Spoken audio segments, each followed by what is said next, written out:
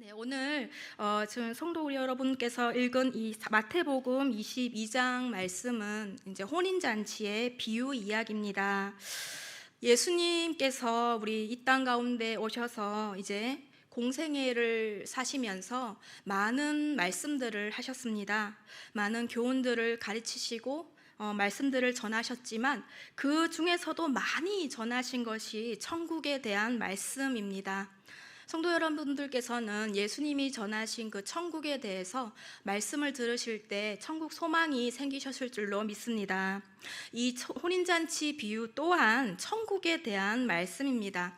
사실 마태복음 22장은 그 이전 장인 21장과 연결이 되는 말씀이라고 볼 수 있습니다. 연장이지요. 우리 1절에 보시면 이렇게 말씀이 나와 있습니다. 예수께서 다시 비유로 대답하여 이르시되라고 되어 있죠. 네, 다시. 이것은 21장과 연결이 된다는 말씀입니다. 잠시 배경을 설명해 드리자면 21장 앞장에서는 이 예수님이 이제 성전에서 말씀을 가르치실 때 그 당시에 종교 지도자들이었던 바리새인과 장로들이 예수님께 무슨 권위로 네가 사람들을 교훈하고 가르치느냐고 질문하게 되지요. 그래서 예수님께서는 대제사장들과 장로들에게 그렇다면 내가 한 가지를 물어볼 터인데 세례 요한의 그런 세례가 어디서부터 왔느냐, 하늘로부터인지 사람으로부터인지 대답하도록 하라. 너희가 대답하면 나도 내가 무슨 권위로 이 말씀들을 교훈하는지 대답하겠다. 예수님이 그렇게 말씀을 하시지요. 하지만 대제사장들과 장로들은 그들의 입장이 불리해질까봐 모른다, 그것을 알지 못한다, 이렇게 대답을 하고 예수님께서 비유로 21장에서 포도원 비유, 그리고 여기에서 혼인잔치 비유를 말씀을 하고 계시는 것입니다. 네, 다름 아닌 대제사장들과 장로들의 죄를 책망하시는 말씀이십니다. 대제사장들과 장로들의 죄, 그들이 바로 하나님의 아들이신 예수 그리스도를 믿지 않았다라는 것입니다. 네, 2절 말씀을 한번 보시면 천국은 마치 자기 아들을 위하여 혼인잔치를 베푼 어떤 임금과 같으니라고 말씀이 나와 있습니다. 천국이 무엇과 같다고 말씀을 하고 계신가요? 천국은 임금과 같다고 말씀을 하고 계십니다. 임금이 자기 아들을 위하여 혼인잔치를 베풀고 있는 것입니다. 여러분, 혼인잔치입니다. 그리고 자기의 사랑하는 아들을 위한 혼인잔치입니다. 이 임금의 마음이 어떨까요? 많은 이제 우리 동성교회 성도님들께서도 이제 자녀들을 이제 결혼하시는 부분들을 보셨을 것입니다. 네, 그렇다면 자녀들을 이제 자녀들의 결혼식에 정말 그 마음이 어떤지 많이 공감이 되지 않을까 이렇게 생각이 됩니다.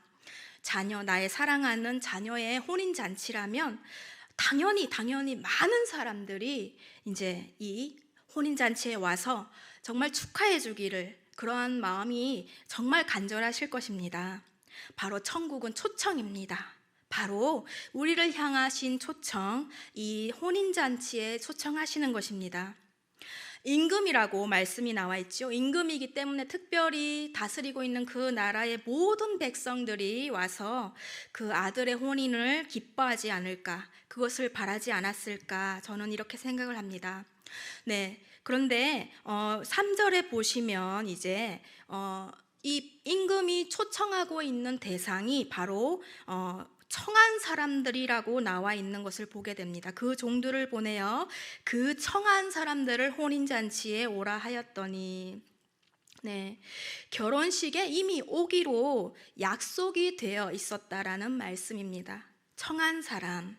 이스라엘의 결혼 풍습을 보면은 이제 결혼이 이제 성사되기 전에 미리 약속을 하게 됩니다. 나 결혼식에 가겠습니다. 누구 결혼식에 와주세요. 이렇게 미리 약속을 하고 이제 청하게 되는 것이지요. 자, 이것은 비유의 말씀입니다. 이 문자 이면에 숨은 뜻이 있다라는 것입니다. 예수님이 전하시고자 하시는 숨은 뜻이 있습니다. 네, 혼인잔치에 미리 초청이 된 자들에게 종을 보내어 혼인잔치에 오세요, 이렇게 청하였다라는 말씀입니다. 여러분, 이것은 비유인데 오기로 되어 있고 청한 그 사람들은 바로 이스라엘을 가리킵니다. 특별히 이스라엘의 종교 지도자였던 바리새인 장로들을 꼬집어서 이야기하는 것입니다. 그들은 약속이 있는 하나님의 택한 백성이라는 것입니다. 하나님의 계명, 바로 모세가 시내산에서 이스라엘을 출애굽하였을 때 시내산에서 하나님이 그 돌비에 십계명을 새겨 주시지요. 그리고 여러 가지 율법과 계명들을 주시며 그들과 언약하십니다. 이들은 나의 백성이요 나는 그들의 하나님이다. 이렇게 약속을 근거로 하여 이스라엘 백성들과 언약한 선택받은 백성이라는 것입니다. 하지만 3절 말미에 이렇게 되어 있습니다. 그 종들을 보내어 그 청한 사람들을 혼인잔치에 오라 하였더니 오기를 싫어하거늘. 네, 오기 싫어하였다고 되어 있습니다. 이스라엘 백성들이 이 하나님의 종들인 선지자 그리고 예언자 많은 그런 종들이 있었는데도 이 종들의 말씀, 하나님의 그 불같은 그 말씀, 회개하라는 말씀을 듣고서도 이 하나님께로 돌이키기를 싫어하였다라는 것입니다. 특별히 오늘 말씀을 꼬집어서 전하고 계시는, 예수님이 정말 이 타겟으로 말씀을 하고 계시는 이스라엘의 그 종교 지도자들인 대제사장들과 장로들은 하나님의 아들이신 예수님을 인정하지 않고 있습니다. 천국 잔치, 바로 이 예수님을 믿음으로 천국으로 오라 하는 그 하나님의 부르심을 거부했다라는 것입니다.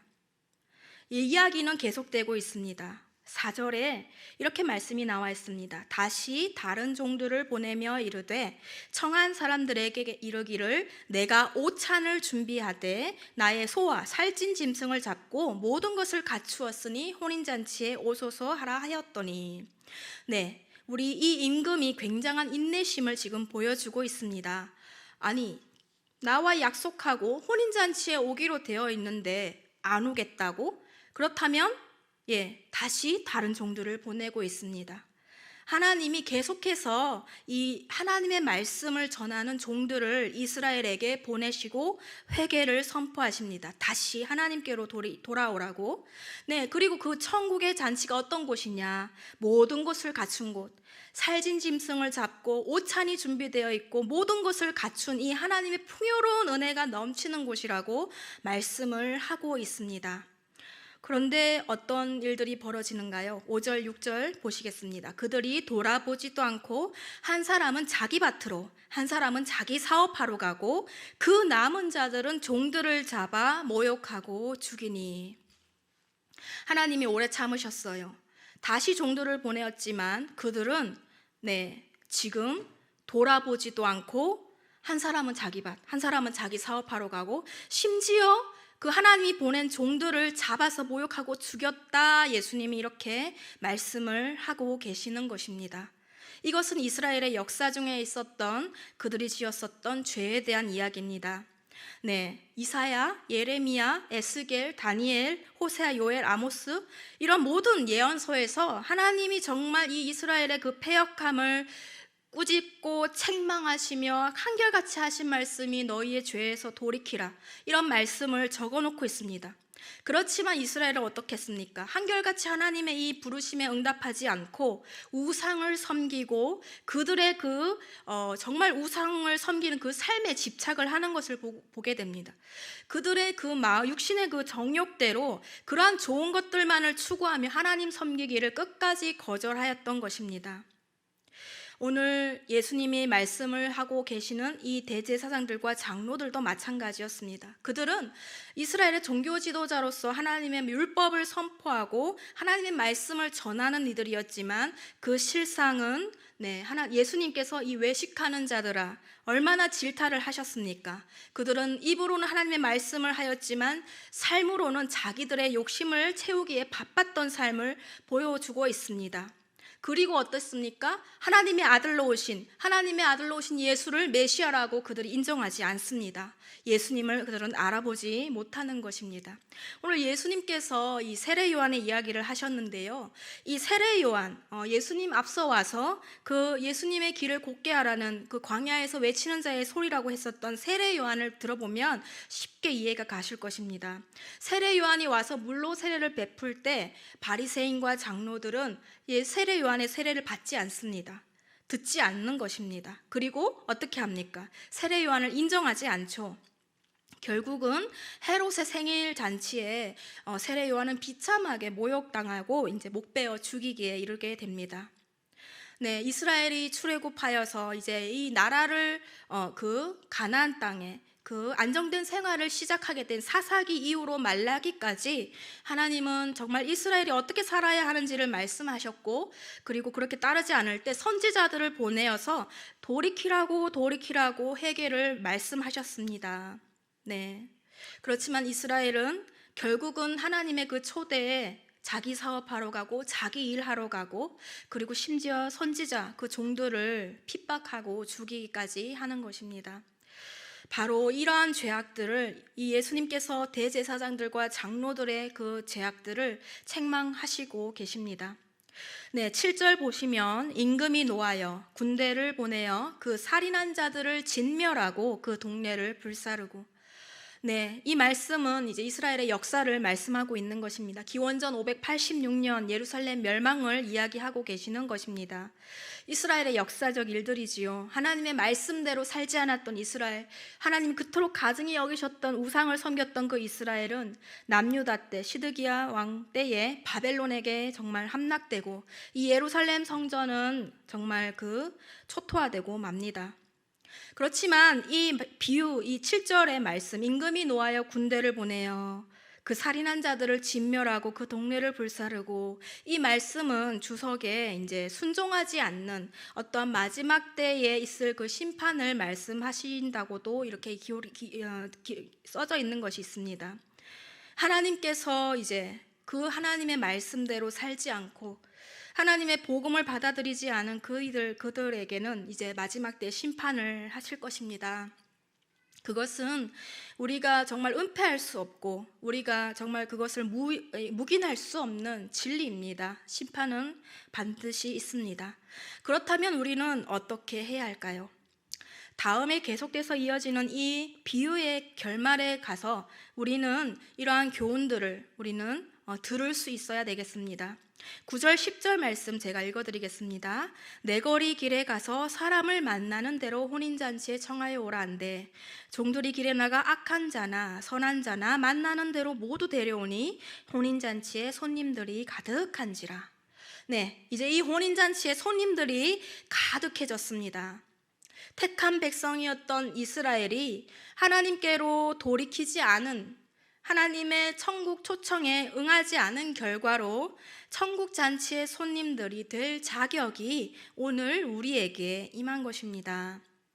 악한 자나 선한 자나 만나는 대로 혼인잔치에 초청하라.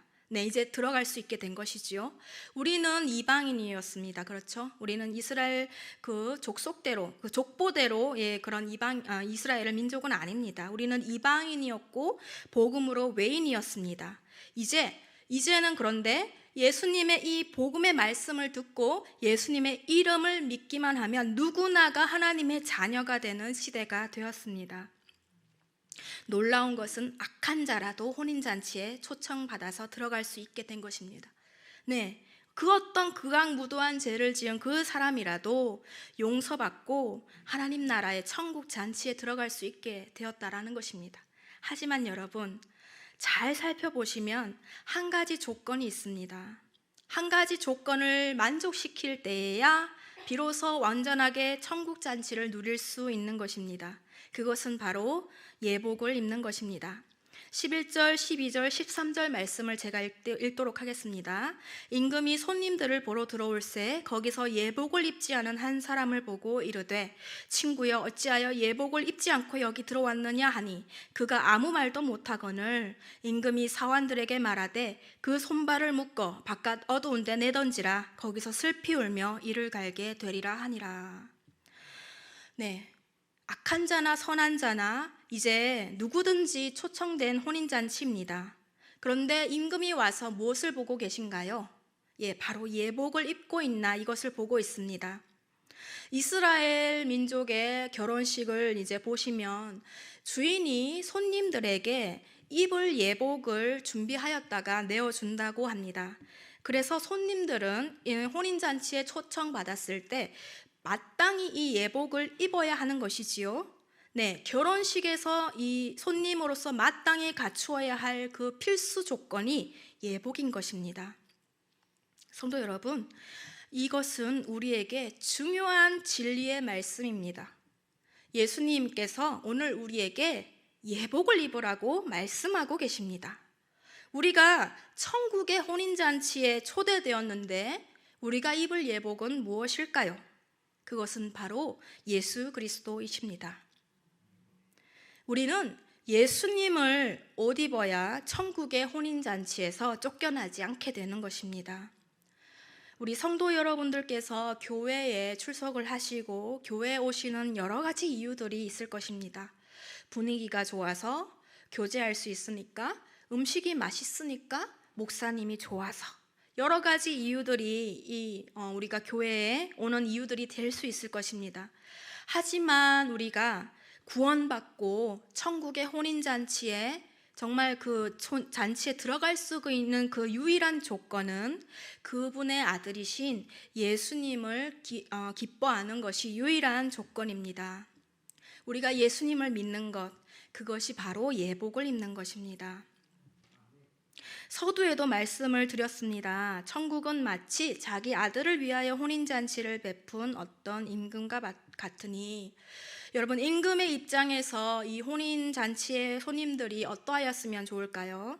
바로 어떤 것, 풍요로움, 어떤 것들이 아닌 바로 천국의 이 주인이신 하나님의 아들을 기뻐하는 손님들을 가장 좋아하지 않으실까요?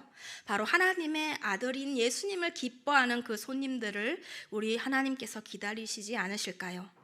네, 우리가 교회에서 예배를 드리는 이유들은 많을 수 있습니다. 하지만 우리가 교회에서 예배를 드리는 가장 근본적인 이유는 단 한 가지입니다. 바로 하나님의 아들이신 예수님을 기뻐하기 때문에, 내가 예수님을 믿기 때문에, 예수님께 나의 경배를 드려야 하기 때문에 예배를 드리시기를 축복합니다. 네, 교회에 오래 다녔고 신앙의 연수가 오래되었다 할지라도 나의 믿음, 내 시선, 내가 어디에 초점이 있는가, 그것이 예수님에게 있지 않다면 그분은 어쩌면 오늘 혼인잔치에서 쫓겨나 슬피 울며 이를 갈게 되는 그 불행을 맞을 수 있는 것입니다. 이 말씀은 지금의 우리에게 주시는 중요한 말씀입니다. 저는 이 말씀을 계속해서 묵상하고 있습니다. 제가 예복을 입고 살기를 위해서. 오늘 동성교회 성도 여러분, 여러분들도 이 수요 예배에 나아오셨습니다. 특별히 이 수요일 저녁 피곤한 이 시간에 예배를 사모하여 나오신 여러분들을 축복합니다. 여러분, 예배에 나오실 때 무엇을 기대하셨나요? 오늘도 어떤 위로의 말씀을 들을까? 내가 치유받을 수 있을까? 문제 해결을 받을 수 있을까? 내가 평안하고 싶다. 그 어떤 것도 이유들을 합당할 것입니다. 하지만 내 중심이 오직 예수님을 기뻐하시기 위해서, 예수님께 기쁨을 돌리기 위해서, 예수님께 영광 돌려드리기 위해서, 예수님께 예배하기 위해서 그 만족이 가장 그 만족으로 충만하시길 축복합니다. 여러분, 예수님을 믿고 그분의 십자가의 피를 믿는다면 우리는 하나님 앞에서 옳다함 없는 의로 옷 입게 되는 것입니다. 그렇다면 하나님은 우리를 그 예수로 옷 입은 우리를 보시고 무한히 용서하실 것이며 그분의 심판이 임하지 않을 것이며 그분의 자녀로서 우리를 친히 무한히 용서하시고 받아들여 주실 것입니다. 이것이 우리가 꼭 입어야 하는 예복입니다. 여러분, 이 세상을 살아가시고 계십니다. 너무나 급변하고 있지요. 또한 우리가 보는 것마다, 듣는 것마다, 접하는 것마다 어쩌면 죄악일 수 있습니다. 그것을 우리는 부인할 수 없지요. 합리화할 수 없습니다. 그것이 진실입니다. 여러분, 이 세상을 살면서 오늘 하루 동안에도 우리가 내가 예복을 꼭 챙겨 입고 있었나 돌아보아야 할 이유가 충분합니다. 여러분, 이 세상에서 우리의 성도들은 어떻습니까? 너무나 많은 유혹 가운데 있고 또한 핍박 가운데 처하고 있습니다. 내가 예수를 증거하다가 정말 핀잔 들을 때가 많고요. 또 정말 이 유혹거리들이 너무나 많은 이 세상을 살고 있습니다. 그런데 이 세상을 살면서 우리가 꼭 갖추어야 할 것이 바로 예복입니다. 너무 분주해서 일주일 동안 정말 예수님 만나지 못했어요. 이 일이 너무 재미있는데 나 예수님 못 만났습니다. 솔직히 이야기하면. 네, 나 이거보다 예수님 만나는 것보다 더 중요한 일이 있어서 예수님을 만나지 못했어요. 주일에 교회 가면 된 것 아닙니까? 예수님께서 오늘 우리에게 이 비유의 말씀을 들려주시면서 우리가 꼭 갖추어야 할 것이 예복이라고 말씀을 하고 계십니다. 여러분, 우리의 처지가 어떠했는지 여러분들은 기억하십니까? 네, 교회 모태신앙이신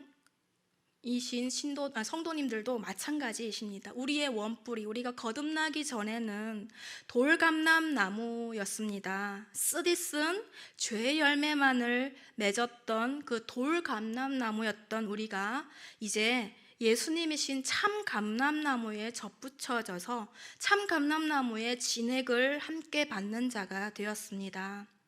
이제 우리는 예수 안에서 하나님이 기뻐하시는 열매들을 맺을 수 있게 된 것입니다. 여러분, 그런데 우리가 이 마땅히 주인으로 섬기고 삶의 중심으로 모셔드려야 하는 이 예수님을 바라보지 않으시고 예수님을 믿지 않으시고 예수님을 섬기지 않는다면 우리는 필히 내 믿음을 돌아보고 회개로 나아가야 마땅한 것입니다.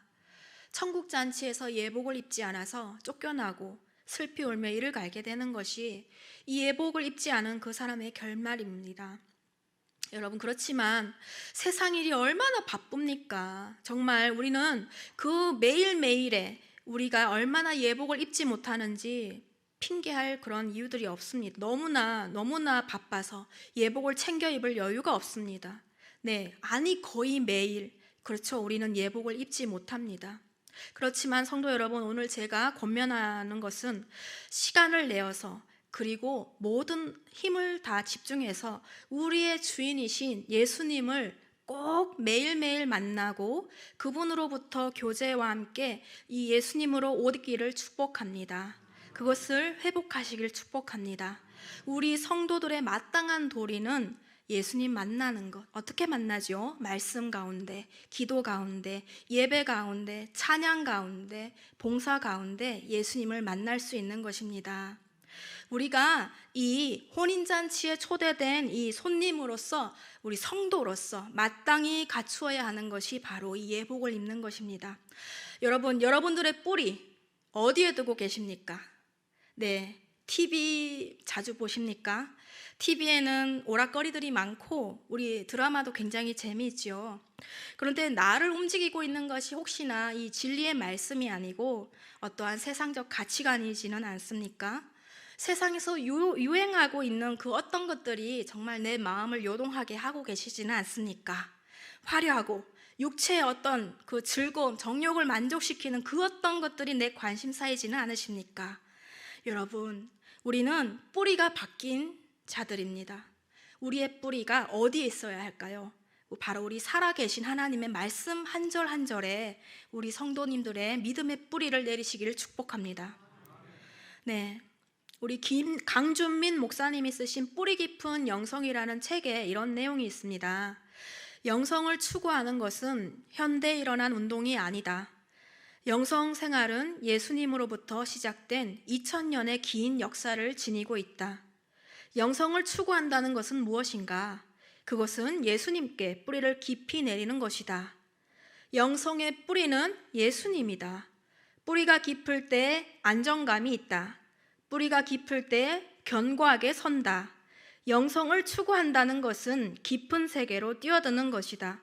능력의 원천이신 예수님께 뿌리를 내리고 거기서 주님의 생명을 공급받는 것이다. 주님의 성품을 닮아가는 것이다. 성도는 거룩한 물이라는 뜻입니다. 우리의 거룩함이 어디에 있을까요? 바로 하나님을 닮아가는 것, 예수님의 성품을 닮아가는 것입니다. 우리가 착각하기 쉬운 것 중에 하나가 영적인 사람이라면 특별한 영적인 체험을, 대단한 영적인 체험을 하는 자들이 바로 영적인 사람이라는 그러한 우리의 착각이 있습니다. 내가 거룩한다는 것은 내가 어떤 신령한 말을 방언을 하고 입신을 하고 또 뭐 신유의 은사가 있고 이런 체험을 하기 때문이라고 오해하기도 합니다. 그러나 진정한 그 거룩은 하나님을 닮아가는 그것임을 기억하시길 축복합니다. 네, 진정한 거룩, 경건의 능력이 무엇일까요? 말씀대로 살아내는 그 능력이 바로 진정한 경건의 능력이고 영성의 능력입니다. 내가 영성으로 충만하다, 내가 정말 하나님의 은혜로 충만하다, 내가 경건하다는 것은 하나님의 말씀대로 살아내는 능력입니다. 예수님께서는 나를 핍박하는 자를 위하여 너희 원수를 위하여 축복하라 말씀하십니다. 내가 영성의 사람이라면, 내가 정말 예수님의 영으로, 예수님의 마음으로, 예수님의 은혜로 충만하다면 나는 그 말씀대로 살아낼 수 있습니다. 너희 내 뺨을, 오른쪽 뺨을 때리는 자를 위하여 왼뺨도 돌려대라.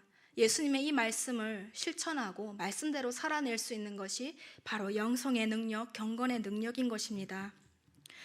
여러분, 오늘 마지막 절에 이렇게 말씀을 맺고 있습니다. 14절 말씀에 청함을 받은 자는 많되 택함을 입은 자는 적으니라.